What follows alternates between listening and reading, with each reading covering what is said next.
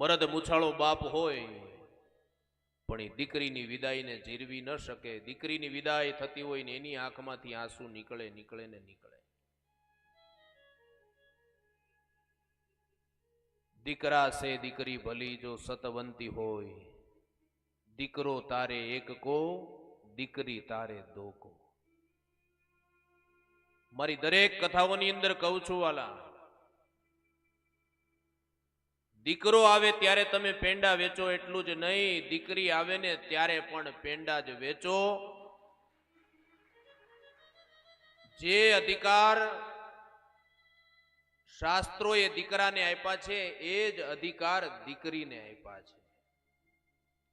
દીકરી શબ્દના અર્થને તો જાણો મારા વાલા. દી એટલે દીનતા, ક એટલે કરુણા અને રી એટલે રીતતા. દીકરી છે ને મારા વાલા, મારા અને તમારા આંગણાનું એક મહેમાન છે. એને 5, 15, 20, 22 વર્ષ થશે, એને પાંખો આવશે, એ દીકરી ઉડી જશે. આજના યુગની અંદર સ્ત્રી ભ્રૂણ હત્યાઓ ન ઘટવી જોઈએ. દીકરી છે એ સદજ્ઞાન, સદભક્તિ, સદવિદ્યા અને સદલક્ષ્મીનું સ્વરૂપ છે. અને એટલા માટે તમે જોજો, સવારની જાન આવતી હોય ને ત્યારનું વાતાવરણ જોજો, અને દીકરીની વિદાય થતી હોય ત્યારનું વાતાવરણ જોજો મારા વાલા. દીકરી વિદાય વખતે પ્રકૃતિ પણ રડતી હશે, કેમ કે દીકરીની વિદાય છે. અને દીકરીની વિદાય વખતે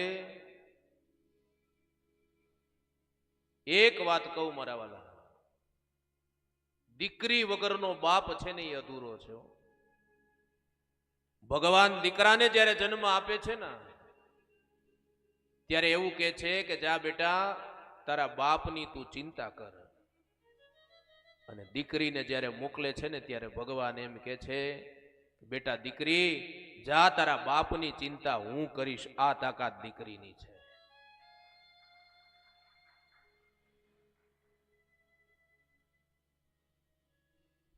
દીકરીની મહત્તા બહુ મોટી છે.